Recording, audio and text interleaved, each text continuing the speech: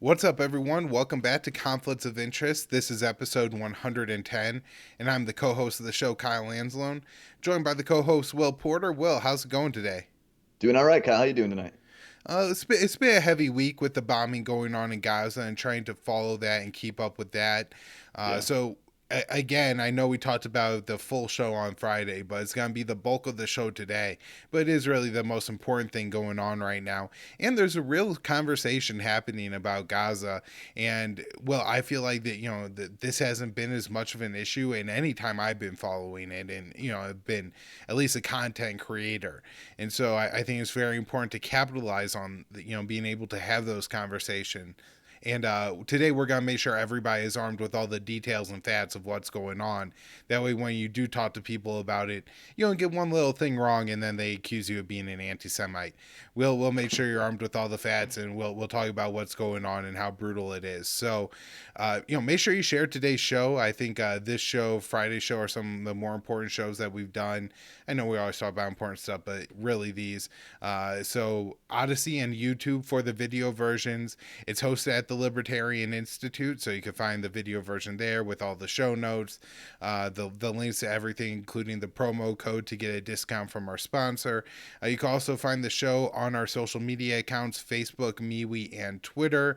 And then you could support the show. We take donations. Bitcoin Cash addresses are in the show notes page. Even just a little bit of a Bitcoin sounds pretty sweet right now. I know, this is a down market or whatever, but I mean, Bitcoin is still way up. So if you want to, we do take crypto donations, but you can also just do the traditional Patreon or Subscribe Star. All those links in the show notes page. You can also support us by supporting our sponsor and getting yourself some great CBD products.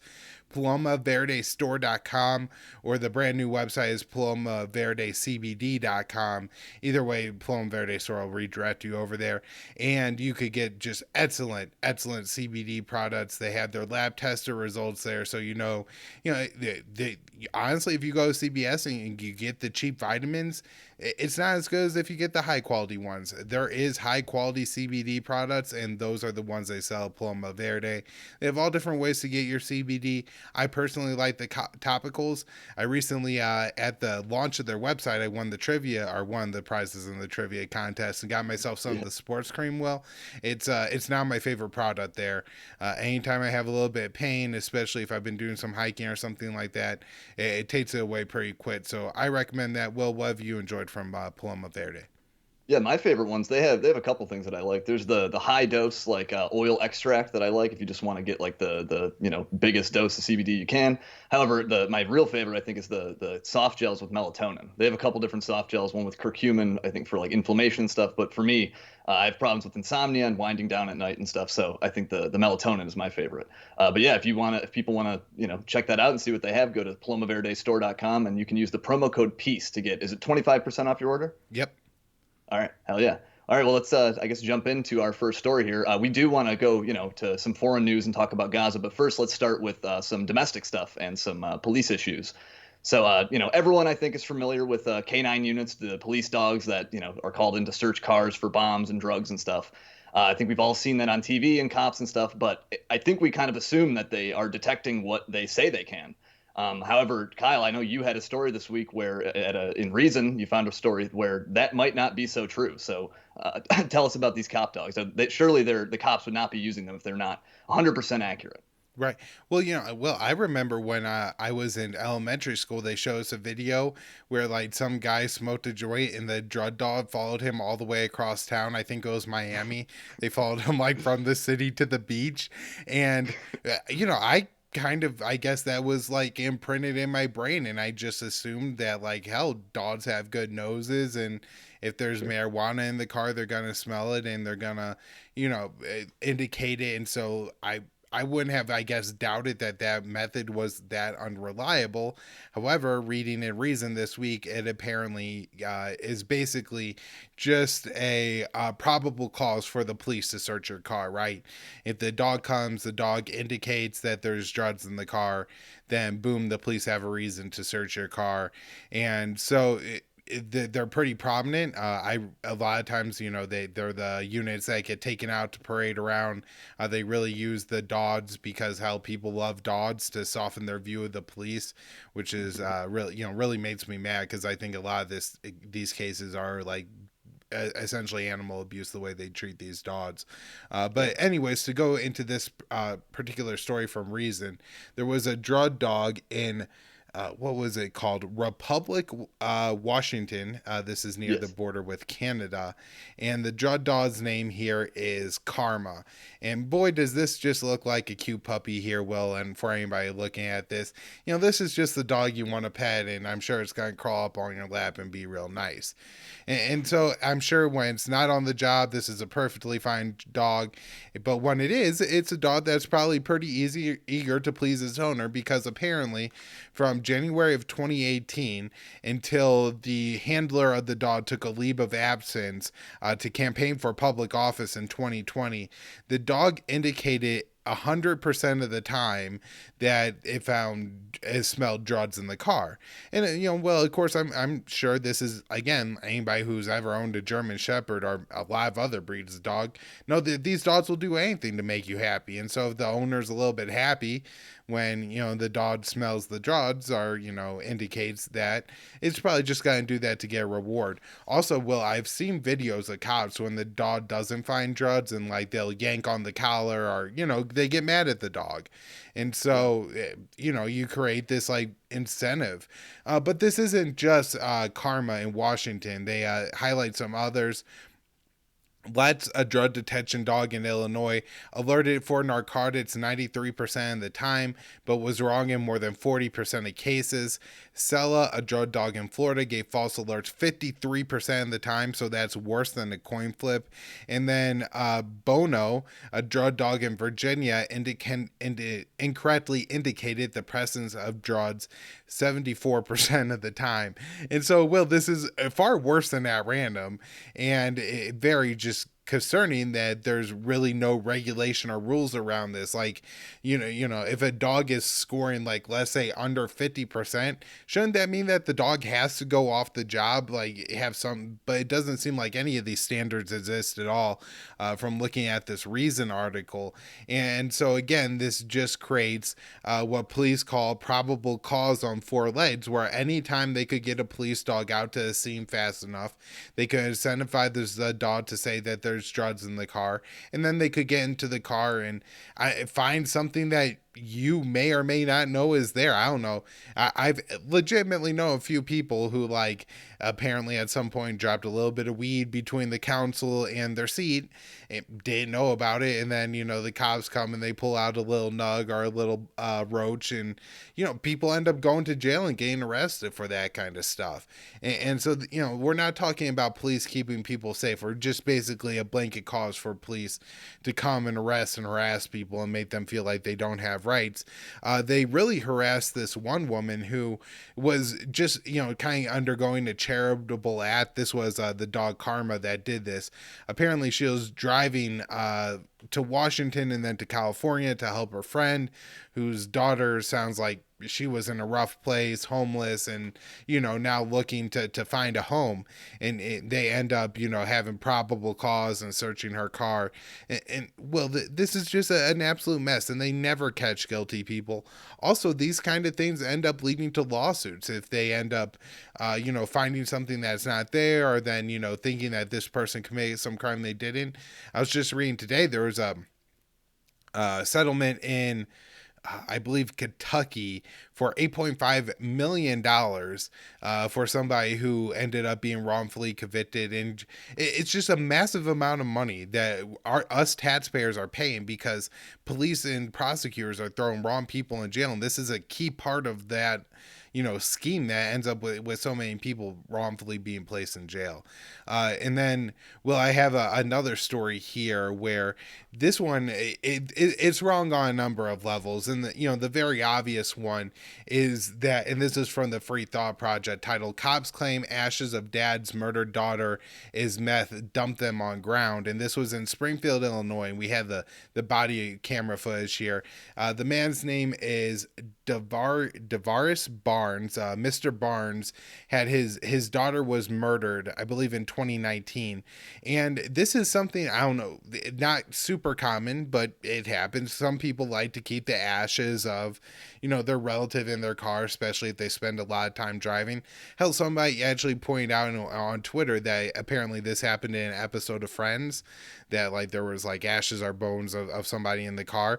And so it's not like, police shouldn't have some kind of sympathy around this, but instead, I guess they assume this guy is a kingpin trying to transport a bunch of meth, and they start testing his daughter's remains for drugs, and in the process accidentally dump some of her remains on the ground. I mean, I can't imagine what, and so obviously if you watch the video, the guy is super upset, and the police actually apparently do have like souls somewhere deep down inside of them, and like seeing his reaction is enough for them to decide that he's not a kingpin transporting meth.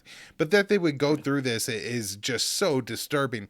But then the other big problem here is that apparently these rapid drug tests are absolutely bunk if they're coming up with meth on organic remains. It was his daughter. It just there's so much wrong with this story, and just goes to why we need to end the war on drugs so quickly. Yeah, yeah. In that video, you can see the people can go and check out the body cam footage. It's in that Free Thought Project write up. But in there, they say like they're kind of unsure. They're like, well, it looks like it's turning positive for Molly for like MDMA, but it might be meth or something. Yeah, it seems pretty clear that these like on the site drug tests can be fairly unreliable. That I don't know. It just seems like the various things they claim to have to detect drugs on you. It just seems like a way to incriminate you. I mean, it's bad enough, like you were talking about with the drug dogs. It's bad enough, I think, when they just sort of like coerce people by saying, well, I'll call in a drug dog, and now this is going to take it's going to be a much longer stop. Why not just let me search your car? That's already bad enough. But the fact they call in the drug dog and then it claims to find something that's not even there, and then they get to go on a fishing expedition, like that just makes it so much worse. I've always thought it was bad with like I'm glad to see with the legalization of cannabis, this is becoming less common. But cops used to just be able to walk up to your car and just go, like, I smell something, and so there's my probable cause, like this subjective smell that I claim is in the air. So I thought that was pretty bad too. But it just seems like they always have some way to like detect what they want to find and go on their fishing expedition. And I wonder how many cases have resulted from that, Right. And especially like this, the drug dog one, because police can't detain you in order to let a drug dog arrive. I mean, they could ask you to wait, like, I think 15 minutes or so. I don't know what the actual standard is. And I'm sure if you ever took it to court, they'll give the cops the most charitable interpretation of everything. But if they're like, it's going to be a couple hours, wait the couple hours, because whatever that drug dog finds is going to be inadmissible as long as you get yourself a decent lawyer and document everything. So anyways, this is I feel like an important message for everybody to hear. One, if you end up on jury, know that if they come in and say, well, the drug dog smelled something, don't believe that. That's a bunch of crap. But also, for all of us to understand that, if a cop's walking, says, well, what if a drug dog, you should tell them that none, the drug dogs aren't accurate. The field tests aren't accurate. And just to know that. Polygraphs aren't accurate. Yeah, yep. And then to, act accordingly and make sure you got your lawyer present. And don't phrase it in the way of a question at all, because if you say, can I have a lawyer? They'll say, well, he was asking a, constitutional political question of if he can or can I have a lawyer. And the answer to that is yes, but I didn't feel it was pertinent at the time. And so until he officially requested a lawyer by saying, I want a lawyer, I continued to my line of questioning. Right, and throw him in jail when he's 13 years old for murder. If people want to check that out, do you know what show episode that was? We covered this story where this 13-year-old kid was thrown in jail, asked for a lawyer, and wasn't given one. That's what we're referring to. It was one last week. I think it might have been last Monday's show, so that would have been, I think, 108 or 107. Well, let's move on and start getting into this news on Gaza. You, I mean, have been doing really important work for the rest of us, but the stories that you've written up in the past week, Will, are just one tragedy after the next. next. And maybe the worst thing that has absolutely happened is there was a bomb that went in an Israel airstrike that hit a refugee camp. And so tell us the details, what happened, and if Israel's given any justification for this strike. Yeah, so I think like you're right. I think this was possibly the worst thing that we've seen so far in the last week and all this fighting and violence in Gaza. There is a lot of competition for that, I guess, but late on Friday night, or I guess it was Saturday morning in Gaza, the Israelis bombed a three-story house in what's called the Al-Shati refugee camp, which is one of 8 camps run by the UN in the Gaza Strip. They also call it the beach camp because it's right there along the Mediterranean coast, up there in northwestern Gaza. They dropped 3 to 5 bombs on this house. I'd seen a couple different numbers reported for that, but in any case, completely reduced it to rubble, and it killed 10 people, all of them civilians, 8 children and 2 women, which I do think makes this one of the deadliest strikes that we've seen over the last week. Now, when I originally wrote about this, they were still pulling people out of the rubble. So, like the casualty toll that I cite in my article, it went up since then. It finally hit 10. And we are talking about this wiped out like a good chunk of family here. I think it was an extended family, but 2 mothers with each with 4 children. There was one little baby who miraculously survived the attack. There is a picture of him floating around. We can maybe get to at some point. But this was just a straight up a brutal massacre of innocent civilians. There's nothing else you could call it. I think another 15 or 20 people were also injured. I don't know to what extent their injuries were. But none of this should come as much of a surprise, though, because this camp, the Al-Shati refugee camp, is one of the most densely populated places on the entire planet. I was looking this up, and some of the numbers kind of vary depending on whose figures you're looking at and how they calculate them. But I think Manila in the Philippines is usually at the top of the list as one of the most densely populated cities, and they're like 100,000 people per square mile. And that sure is a lot, but the Al-Shati refugee camp is 430,000 people per square mile. It's incredibly overcrowded. It's a tiny camp, like that figure I just gave. That's if you extrapolate and go if it's assuming it's a square mile large. It's actually only like zero point 0.3 square miles, but it's packed with tens of thousands of people. So yes, when you start shooting missiles into that place, you're virtually guaranteed to kill a lot of innocent people, and they did. And I'd seen some people on Twitter claiming this house belonged to a senior Hamas commander. That's often like the excuse for these strikes. However, I was not able to substantiate that. There was a family name given, Abu Hattab, but I couldn't find any like high level Hamas officials by that name. And then also, I'm not sure if a senior Hamas official would be living in a UN refugee camp. Possibly, I don't know if that's extremely plausible. But then even if you were, like, what are we saying here? Was he planning operations from his kitchen or shooting rockets off from the roof or something? Like, I think this is clearly a civilian target. This is a residential house inside a crowded refugee camp. Even if a Hamas guy lays his head there, I don't think dropping a 2,000-pound bomb on the building is justified. And that would be the case for anybody, no matter who's doing that. So, this is, again, like, I think one of the worst things that we've seen so far this week. I meant to say, too, a spokesperson for the UN's refugee agency, the UNRWA, they did address this. They denied that any Hamas person was living there. And they also kind of sarcastically asked, like, what, was there also Hamas guys living in our headquarters who you also bombed this week, or 2 of our schools that the UNRWA runs? So they had denied that there was any connection to Hamas with this household. I don't claim to know. Perhaps there was some person related to Hamas living there, but again, I don't think it justifies destroying the entire house, killing 10 people, 8 children. So I do have other stuff on Gaza, but I'll let you jump in here. Did I leave anything out on this? Not that I have seen, Will. And as you said, I think there was that one infant that miraculously survived within that. One of the things I saw that people were saying from Gaza was that they have a lot of trouble digging people out of the rubble because there's so little like heavy machinery left in Gaza. There's some, Right. so you will see some videos of it, but you'll also see quite a lot of video of people in the middle of the night like tying ropes around huge pieces of concrete, 15-20 men trying to like lift the and just thinking, Will, that it is absolutely great that they that some of the people dug and found this one kid alive, but imagine all the extra trauma you're exposing people to, because they also dug and found 10 dead people, and what it means to find 8 or 6 dead children under a pile of rubble has to be horrors that most of us can't imagine. And so just that there has to be like dozens of extra people out there to like pull the rubble off is just compounding the trauma that the people of Gaza are enduring right now. Will one of the things that you were just listing off there, some of the humanitarian targets hit. I noticed today that it was Doctors Without Borders, Medical Sans Frontières, so you'll see it written as MSF, Yeah. reported that one of their clinics was hit by an Israeli bomb. Now, it wasn't. I just want to make it clear because people will point out that it's not like they dropped a bomb in the middle of the clinic. It looks like the bomb hit the street outside, but it destroyed a good part of the clinic, including the waiting room in one of their sterilization rooms.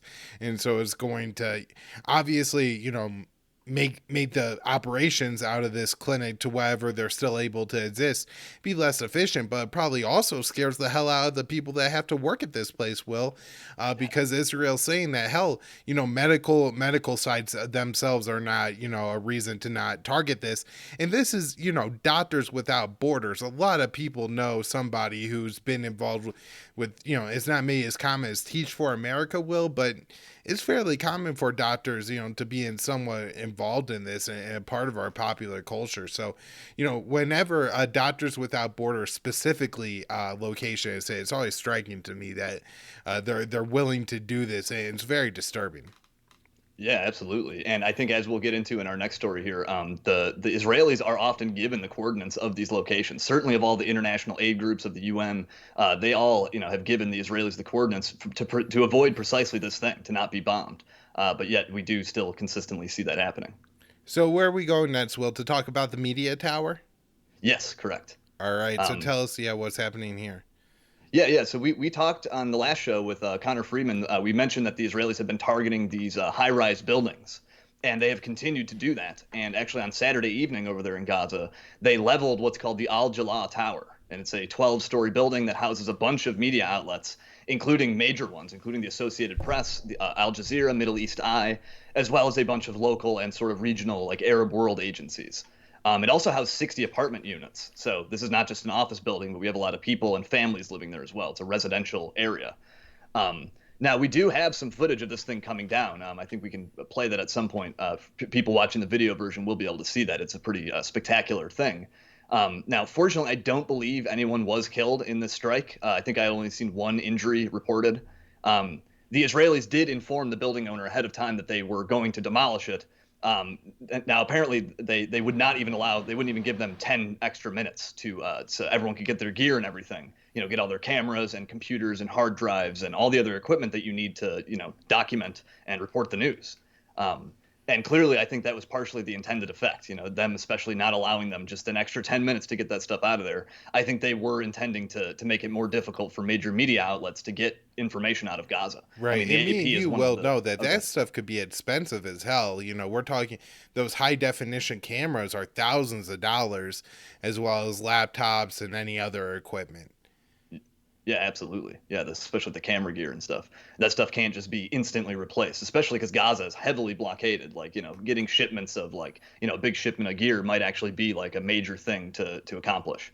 And I do again think this was the intended effect of damaging the media because the Al Jalaa Tower was not the first media office that was been destroyed in the last week. I think there have been three in total. Al Jazeera had a graphic of this showing like some of the towers that they have toppled. And again, people watching the video, they can see they didn't just like hit the tower; they demolished it. The thing is flattened into rubble. Like it's not a building anymore. So it seems pretty clear to me they are targeting media offices deliberately. Now, of course, in the case of this AP tower, the IDF, the Israeli military, has given the response that it always gives, no matter what happens, and they're claiming that the building contains some kind of Hamas military intelligence infrastructure. There's even a military spokesperson who like went on record to claim that there is a let's see, what was the word? He said, "quote a highly advanced technological tool somewhere within or on the building." Now they haven't given any evidence to support that. They haven't given any elaboration. Like I don't know what he means by a highly advanced tool in or on the building. Like what does he mean? Like a big laser beam or a death ray or like what could they have had on the building, mounted onto it? Like an antenna or something like that, maybe more a satellite dish is kind of why I'm thinking. But in that case, Will, they were on the horn with the building administrator who clearly seemed to be like, he wasn't like, I hate you people, like, go to hell. He was like basically begging for them not to blow up the building. And so I'm sure if they would, said like, hey, destroy this piece of equipment, I think it would have been gone fairly quickly. And then too, one of my questions was that they signaled this attack so that the journalists could get their stuff out. And so it's not like the Hamas people are going to just be, theoretically, Hamas is on floor 7 and the AP is on floor 2. Is Hamas just going to go like, oh, there's an awful lot of stuff going on there. We're just going to sit here and watch everybody on the street point and look at the building and not like get our stuff and ourselves out of the building too. And so it seemed to be more of sending a message than an actual attack on Hamas. There just seems to be so many logical leaps you have to make to actually see how this could possibly be a Hamas target. Yeah, absolutely. And I know that the AP itself, I think, has come out and put out a statement saying, like, to the best of our knowledge, there was no Hamas activity in this building. Like, I don't know if they would know. I don't like it's a pretty big building. I guess there could be they could keep that secret or something. But at my point, yes, I was being a little, overly dismissive about the military. But my point, they've given no elaboration. They've given no proof for this like alleged highly technological tool there. I just feel like the onus is on them to prove their claim that this was some kind of Hamas military target, when ostensibly it was a apartment building and a media office. And now, I think there's also this general claim too that like, the IDF often will say this, that Hamas operates in civilian areas and that forces us to destroy their infrastructure. And, it forces us to bomb civilian areas. And surely that is true in some cases, and like that criticism may be valid. But I think it's also important to remember too that Gaza is a very tiny area. It's a pretty tiny little hemmed in space, and it's very densely populated. Like it's going to be pretty hard for them to avoid being around people at some point if you're some kind of resistance organization or something. Like I don't think they're it's hard to avoid people. And not to mention too, if you've ever seen where the IDF keeps its headquarters in Tel Aviv, like if the IDF were to shoot rockets at that, the Israelis would say that's a civilian area, like it's surrounded by civilian buildings and infrastructure and stuff. So I don't know. I think sometimes this is kind of just a double standard. They're just applying two sets of rules about where you keep your military infrastructure and whether that's okay. Now, just moving on to the Well, can reaction we? from. Oh, I go ahead. think we should highlight that because I think the most frequent criticism we got on our last show was that the human shields, Hamas uses human shields, and that's the situation here.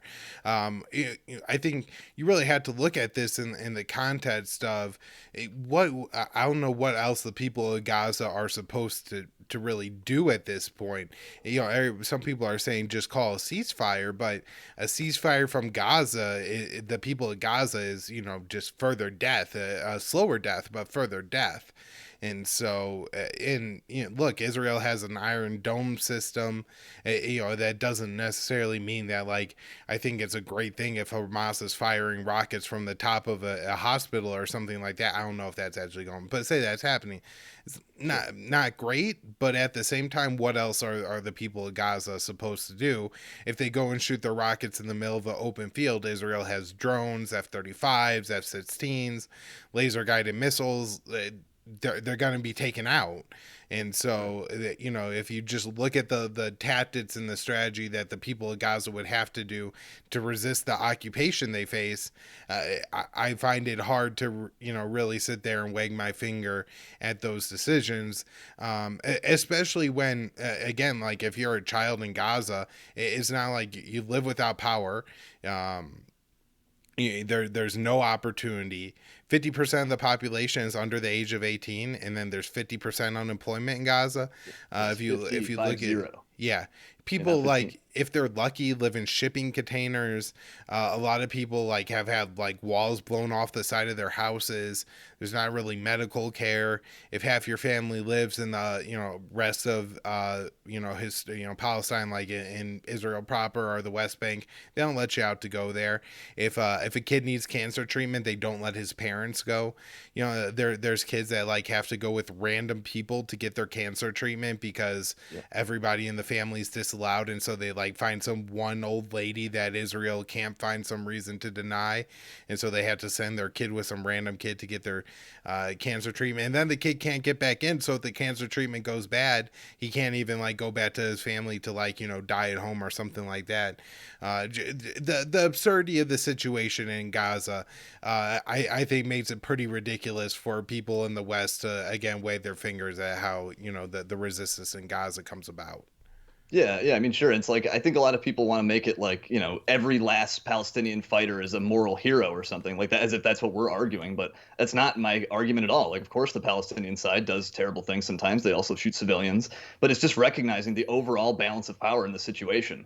Like, look, if as an American, if I can celebrate and cheer my founding fathers taking up arms and shooting at government officials over, like representation issues and minor taxation and stuff, like, my God, how could I deny the right of Palestinians to take up arms given what they face? I can't, I don't understand. Like, there's a real inconsistency there. Excuse me. But yeah, I can't support that and then deny the Palestinians their right to violently resist. I can't do that. Right. And I think a huge problem here is the disparity of the technology. This is Yeah. something that me and you have talked about in Yemen, where, look, if the Houthis fire a ballistic missile towards a Saudi city, I don't approve of like picking general civilian targets to hit, but Right. Saudi Arabia bombs civilian targets and they have F-35s or F-16s and laser guided bombs and a whole UK fleet of, advanced warplanes and bombs too. And so, if the Houthi technology only allows them, to shoot their missile with a fairly large range of where it might land, like that's unfortunate if civilians die in Saudi Arabia in that situation. But clearly the whole problem is on the major superpowers that have huge military abilities, who are waging these occupations and wars of aggression against Gaza and Yemen, that make it so that there has to be some kind of resistance. I don't think people realize this. I think they kind of feel like, well, the Palestinians are the wolf by the ears comment. Well, you got the wolf by the ears. If you let go, it's gonna absolutely tear you apart. But this is a situation where the wolf has withered away and is dying. Like, you've deprived it of food for 60 years. Like, if it doesn't attack you and bite you, it's going to die from deprivation. And so you're leaving people with literally no peaceful options. And especially in Gaza, when you look at like what happened, the Great Return marches of 2018, where 180 or so Palestinians over the course of a few weeks walked to the border fence in Gaza and were shot by Israeli snipers. I mean, there's video of them shooting medics with their hands in the air, marked journalists, children with their bats turned to the fence, people throwing rocks, people in wheelchairs. Deliberately going for Yeah. amputation shots and aiming for the genitals is also a common thing. Mm-hmm. Mm-hmm. Just And then brutal. not letting people leave to get medical care. So, now more and more people are getting amputations, because they can't get the restructure surgeries because the Yeah. medical situation in Gaza is so desperate. So anyway, just to really understand what's going on here. And again, Israel is killing far more civilians than Hamas and the Palestinians are. And they have the laser guided, the most advanced American technology. They have it, and they're still slaughtering a whole bunch of civilians. And it seems like only if you don't say that Hamas is terrible for killing civilians, then you're defending terrorism. But if you say that Hamas was right to bomb a family, innocent family, or Israel was right to bomb an innocent family because there might have been Hamas there, you're just a fine and great person who loves world order. So I don't know Bit of that. a disparity there. Right. Well, while we're doing this, there's one more thing I just want to mention. Sure. Libertarians, one of our fundamental things is property rights. And That's so right. they'll say that, well, Israel owns the property, and so they have the right to who gets to live on. And that's not what's happening here. There's this great map that apparently was one of the things that actually changed Obama's mind on, to some extent, on the situation, where you could see that in 1946, what was historic Palestine and how Israel has taken that land and it's withered away to almost nothing. If you're not watching, obviously you can't see this map and how it's disappeared, and it's kind of hard to describe. But I'm sure most of the listeners are somewhat familiar with it. And if you Google map of disappearing Palestine, it comes up very quickly. It's one of the Yes. first ones you'll see. There's various versions of it, and this one only goes up to 2008. So Palestine is already a lot smaller than it was then. But just to show you a general example of, I think, where the whole property rights argument completely falls apart.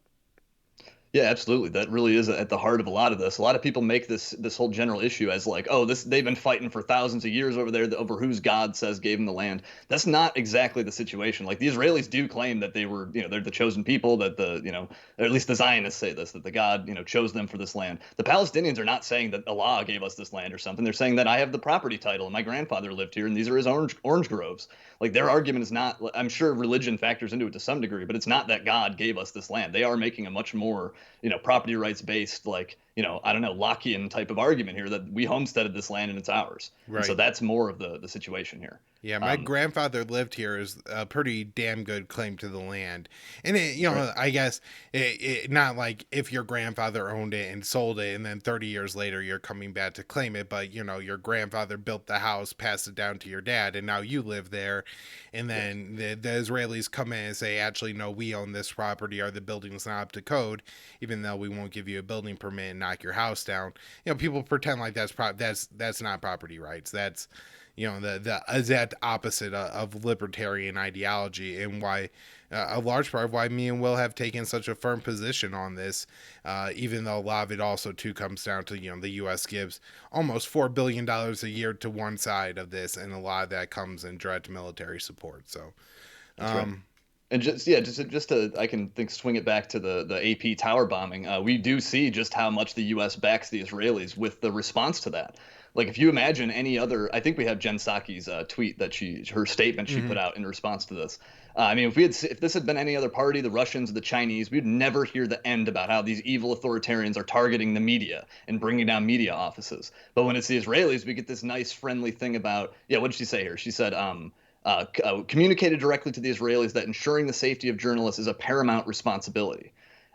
Just a very kind of mealy mouthed, weak kind of statement. Like, had someone else did that, they'd be condemning it endlessly. And not to mention, you noticed in her tweet there, she didn't say what they did. She didn't actually put it, it's completely out of context. They just said, oh, protecting journalists is important. They didn't say they brought down the Associated Press building.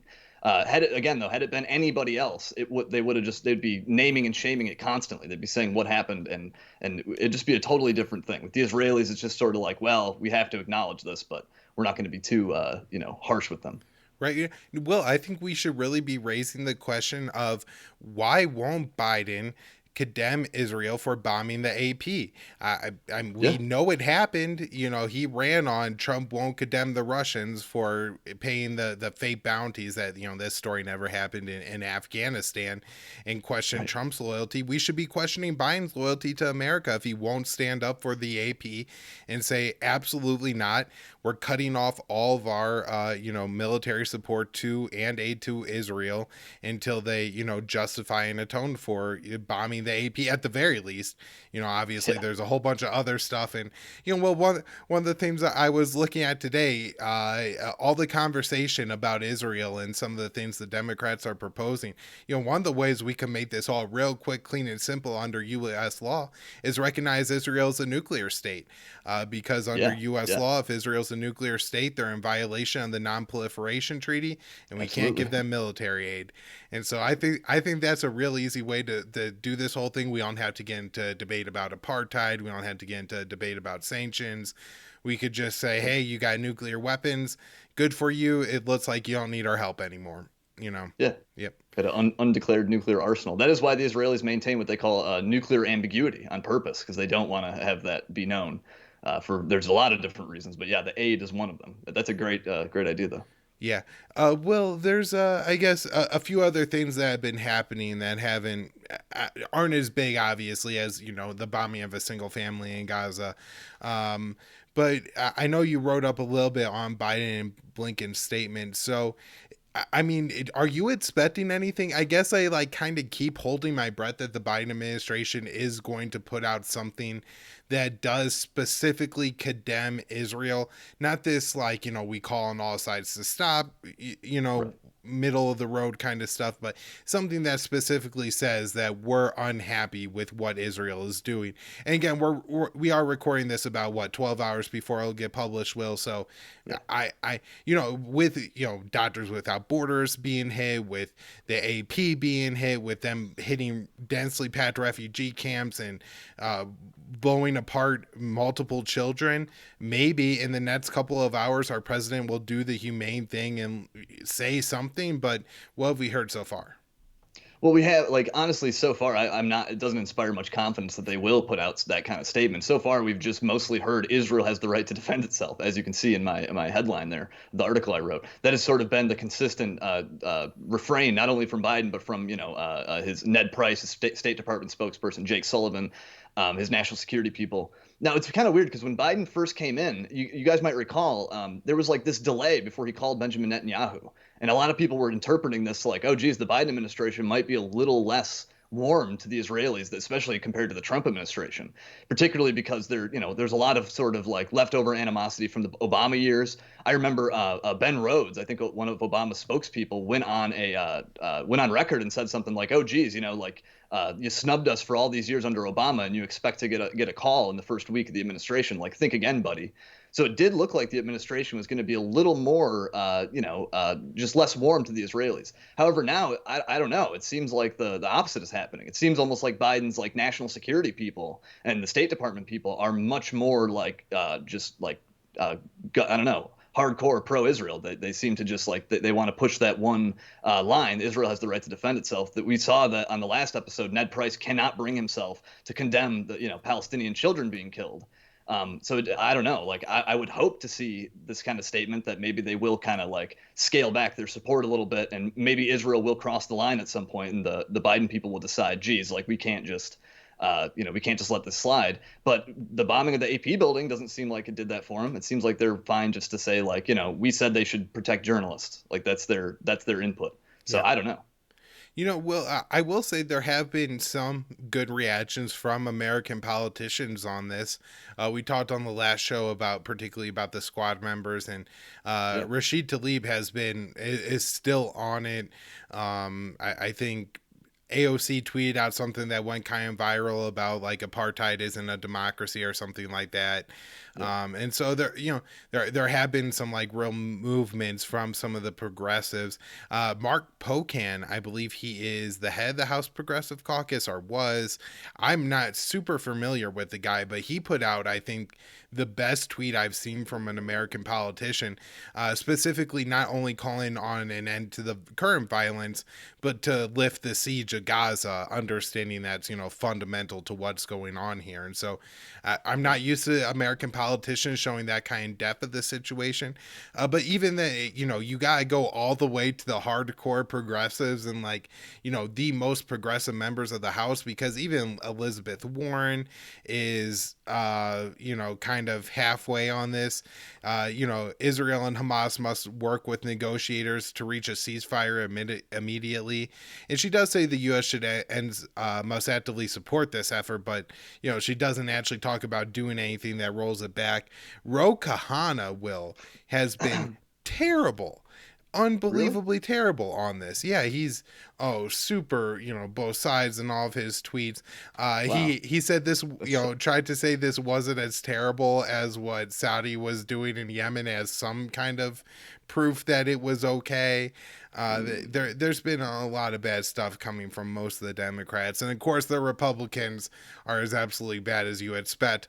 Where just useless. it's really confusing how the American First Trumpers all have Israel as I stand with Israel and Israel flags on their profile pictures right now. I thought this was about America, and they're trying to drag us into a conflict in the Middle East. These people are absolutely nuts. Well, I did Yes. want touch on one thing that I thought was positive was there seems to be a good amount of activism going on, not Sure, just in yeah. the U.S. but around the world. Ford Fisher, who I trust to give this information, said that from what he has seen, and he attends a lot of these protests, that this was the largest. Most well attended activist event I've seen during the Biden administration in DC.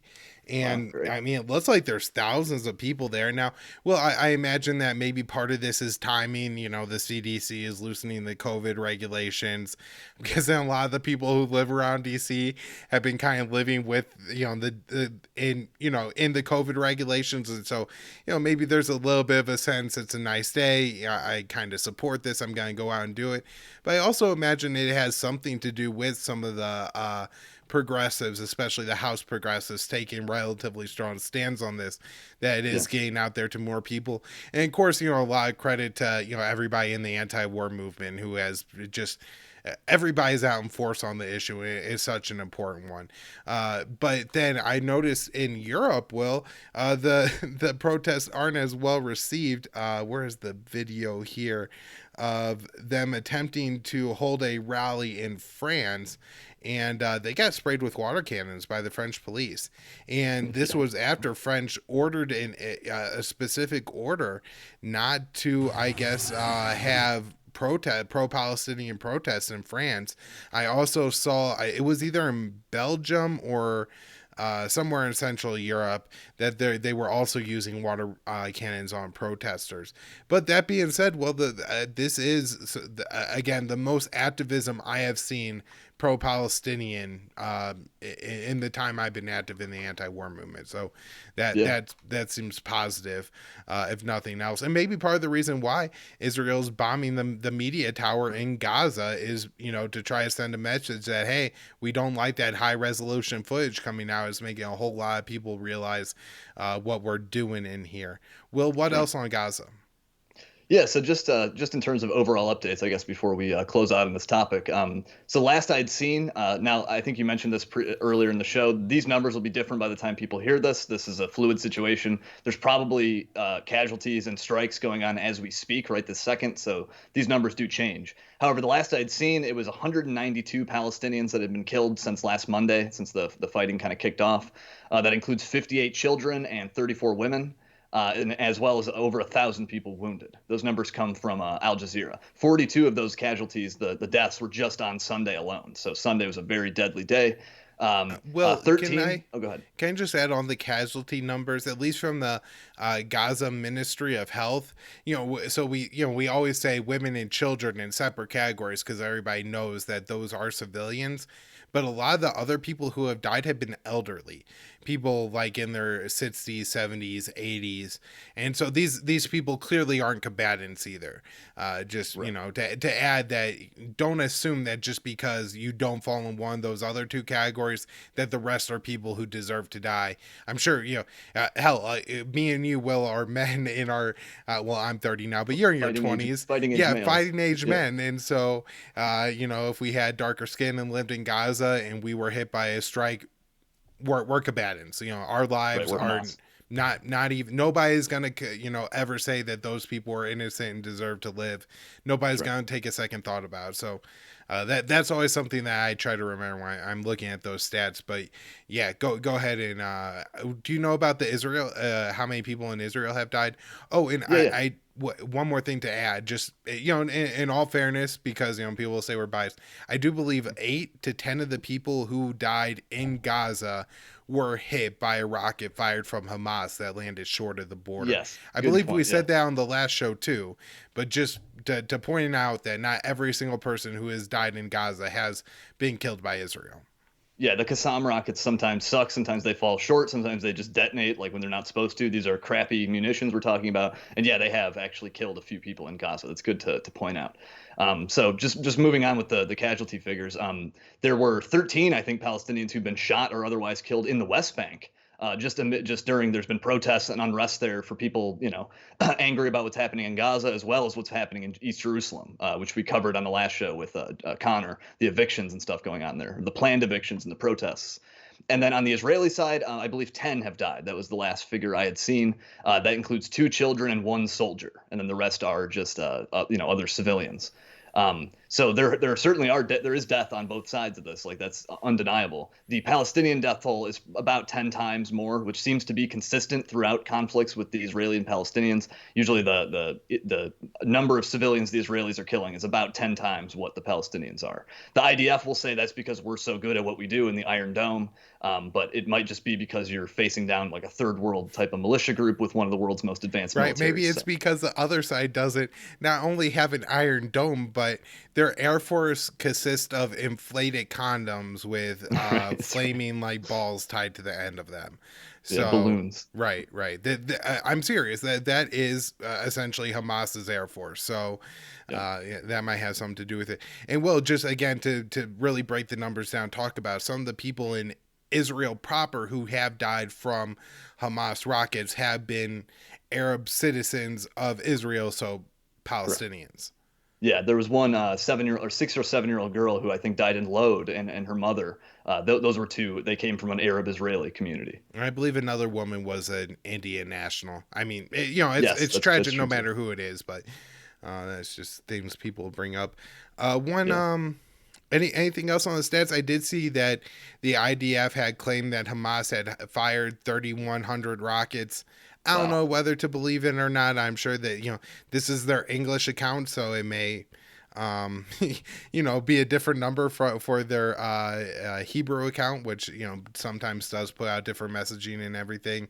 Yeah. But I did want to add that. Well, there's another thing I want to touch on the IDF military presence. If you didn't, our media relationship. If you didn't have any more statistics on anything else. No, go ahead. Go ahead. So last week, I maybe it was Friday, the IDF apparently announced or told the media that they had started a ground invasion of Gaza. Apparently, according to the IDF, that this caused Hamas to react in a way that they positioned forces in a different area that they were more easily hit, and so there's some suggestion that Israel essentially used the media to get this intelligence in front of Hamas to dupe them into being attacked. If this happens, I think it's essentially on the media 100% to publish this and to be very frank about like, hey, we got used by the Israeli military, and then Yeah. adopt editing standards in the future to try and make sure it doesn't happen again, because I think that's anti the role of what the media should be, right? That's the opposite of what they should be doing. They should be putting out their fake news, not propaganda, for one side. And from the Israeli military side, I don't know if there's anything wrong with it. I mean, it kind of sounds like military strategy. I mean, Sure. it's Yeah. nefarious. It's nefarious as hell, but they don't really have an obligation to tell the truth, and so just Right. we have to know that. And talk about that. It's something for even me and you to keep in mind as we're talking about. Not that I think Hamas is tuning into our show and looking for intelligence on what the Israelis are trying to do. I think they're, assuming that they're going to get that on Twitter a hell of a lot faster than through this Right. show. But for everybody, just to keep in mind that the IDF will lie about anything, and it apparently intentionally manipulate the media in order to, kill more people in Hamas. Yeah, I don't know what they should do. I guess like newspapers could then just like put a disclaimer on everything that mentions an IDF quote, like like, by the way, the IDF lies about stuff, so this might not be true. So yeah, I Right. don't know. I guess they could Or disclaim it in add some way. unconfirmed if they don't. You know what I mean? Like, you can figure out if there's a ground invasion or not in a Sure, matter of sure. hours, right? You eventually somebody's gonna see the Humvees moving around, or the troops moving around, or firefighting will break out in Gaza. And so I guess you could hold on to it until then, or you could just say this is a claim from the IDF, and Right. then for a period of time, it may even be helpful to put a disclaimer on the article to be like, hey, in the past we got duped by the IDF. Exactly. It's really crazy. Yeah. Anything else? Will, I think that's about all I had. I'm sure we'll continue to talk about this in the future. Yeah, that's about all I had. I think the major two, since we last talked with Connor, at least some of the major two stories was the the refugee camp bombing and the AP building. But people should know the airstrikes have been going on. I think you just sent me a tweet suggesting that there's like dozens or scores of airstrikes still going on now in Gaza here on Sunday night. So I'm sure there'll be more to say, as the week goes on. Right. Well, let's wrap on. I don't know if it's a lighter topic or not, but I'm gonna call one, and I think we're gonna laugh a little bit. I'm just gonna play the first short little part of this video that is apparently some messaging directed at the young woman of the United States. For people who aren't watching, this is a animated clip. This is the story of a soldier who operates your nation's Patriot missile defense systems.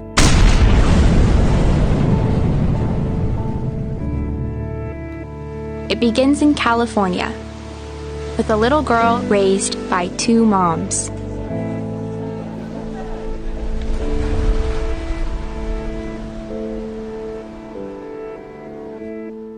All right, well, I can't watch the story of Emma again. It's about 2 minutes long for anybody who wants to get really worked up and mad. But essentially, it goes on there from that.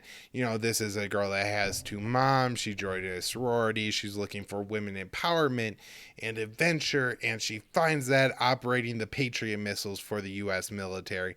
And well, this isn't just like some one-off thing put together by some crap-pot at the Pentagon, some guy in the basement who doesn't have anything to do and did something. This is a part of a campaign, and I think more viral was the recent video of the CIA agent. I'm a intersectional Latin woman. I'm a mother. I'm a strong person with a general anxiety disorder. That was yeah. one of them. Yep. So, well, go ahead. I know you wrote this up. So, U.S. Army targets Gen Z with new animated commercials as obesity other disqualifiers shrink its pool of prospects.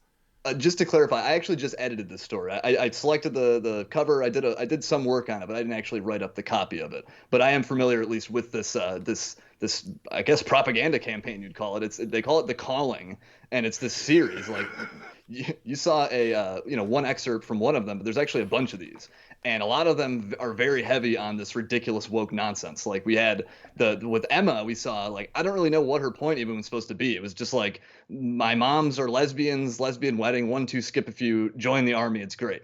Like I don't even know what the actual conclusion we were supposed to draw from that is, but these videos are very heavy on this kind of like progressive woke kind of identity politics driven messages. And it's very bizarre to see the military and intelligence agencies and even NATO. We had NATO the other day or the other week put out that video about how diverse and great they are. And like you said, the CIA with the cisgender general anxiety disorder chick. It's very bizarre to see this merger of like military intelligence, NATO, with this kind of like progressive identity politics stuff. I don't really know where it's supposed to go. Like, I don't know. It doesn't seem like they go hand in hand that much, like killing people and then like caring about identity and stuff. I don't know, but they are merging these things, and they're clearly trying to appeal. Like The Calling series is meant to be directed toward Gen Z and millennials and stuff. So this is how they're trying to reach out to the youngins now. Yeah. No, that's a great point, Will, that they don't really want you to think about what the job is, just how the job is supposed to make you feel. And Right. and most people that I've talked to, that not that to a person, everybody who went in the military hates it or anything like that, but a lot of the people I've talked to felt like they didn't get out of it what they were sold on. These Yeah. are mainly young men, and so I'm guessing the young women won't have a much better and probably worse experience. And they're not talking about the massive sexual abuse, sexual harassment problem that the Pentagon has, that they have no ability or desire to get control over. All Emma's doing is funneling more women into the rape machine. It's appalling, if anything. And that's made with this cartoon, it's clearly directed towards children. And of course, there was something particularly sick, Will, about it being the Patriot missile systems, which we know are deployed to Saudi Arabia and being used to essentially make a zero cost war effort in terms of potential for the Houthis being able to strike back against the Saudis. Right, we're going to make sure that Saudi Arabia could bomb and starve every last child in Yemen to death, and we're going to operate the missile defense system. That way the crown prince could sit on his yacht, snorting coke and sitting around with all of his hookers and not have to worry at all about any consequences from the genocide that he's committing in the country next door. And that's what we're enabling. That's what Emma's enabling, and that's what she wants your daughter to get involved with. So it is in a way light, Will, because it's so stupid and ridiculous, and for us such an obvious piece of propaganda, but it's also really nefarious and really disturbing. Yeah, yeah. Now, fortunately, this one seems like it would be less effective than I think we covered this in the show too. But remember when the military was running like Twitch accounts for video games and stuff? Like they had recruiters playing COD with like 10-year-old kids. That to me seems like the real like effective. Like you can convince some kids to join the military like that. This woke stuff, I don't know how effective that'll be. It's stupid and laughable. I hope it's not effective. Put it that way. So somebody tweeted something about how our school system has neglected our boys to the point where they're all too dumb and unphysically fit to be able to qualify for the military, and so now they have to launch a new marketing campaign at directed at the girls. All those kids saying on Twitch, well, they absolutely love what the military is doing and would join up, but they have asthma and 4 other disorders that doesn't 3 learning disorders that doesn't let them. They got kicked out of their high school and stuff, and so they can't join. And so, the girls are in a good spot to come out and operate our killing machines. The girl power. Right. And we don't have a ton of combat troops on the ground anymore. So the whole idea of, oh, is she going to be able to carry a 300-pound man for 2 miles on her back while also having 60 pounds of gear and taking and, sniping the Al-Qaeda fighters in whatever crazy scenario they want to put forward. There's so many jobs in the military and we have so few boots on the ground in Syria and Afghanistan at this point that they'll find ways to recruit the women soldiers. And I did see this creepy thing where the UK had like a jetpack situation, like flying off the side of one of his ships. So I don't think we're that far from like super soldier robot bodies anyways, where exosuits. Yeah, the exosuits essentially going to compensate for any reduction in muscle mass a woman might have. So at this point, they're all in on getting our daughters. That whole draft our daughters thing was a joke, Will, but we're not officially at ending the draft, and they may extend it to the women. And so this is what we're talking about here: draft our daughters. Yeah, that's the worst kind of like application of like equality or whatever, that like, yeah, we should all be subject to this terrible thing. Right. If only we had more trans people killing Yemeni children, well, then we would truly be a great nation. Yeah, more trans drone operators is all we need. But unfortunately, they're all white men at this point, and so that's the real crime we have to confront. Real shame. All right. I guess we should wrap there, Will. That is probably enough of our sarcasm and bad jokes. Will, you're at the Will Porter on Twitter. You're a staff writer at RT. You post all of your articles every day on Facebook. You sometimes write at other places like the Libertarian Institute, which is, of course, where the show is hosted. We're also posting most of the shows now on the blog at antiwar.com. So that's pretty cool. Make sure when you see those posts, you share them out. Me and Will, that's something that, we're real proud of. We've been, following that site for a long time now. And, to get our work up there is really awesome. So we appreciate everybody who, could give us some likes and shares and stuff to show that, you like our work when it goes up there. And then donate to the show. Patreon, Subscribestar, Bitcoin Cash wallets are in the show notes page. Paloma Verde, use the promo code PEACE to get yourself a discount. Will, anything else? I think we hit everything. Did you give me your Twitter handle? I'm at Kyle Anslone _. All right. Thanks, Will. Thanks, everybody. See you guys.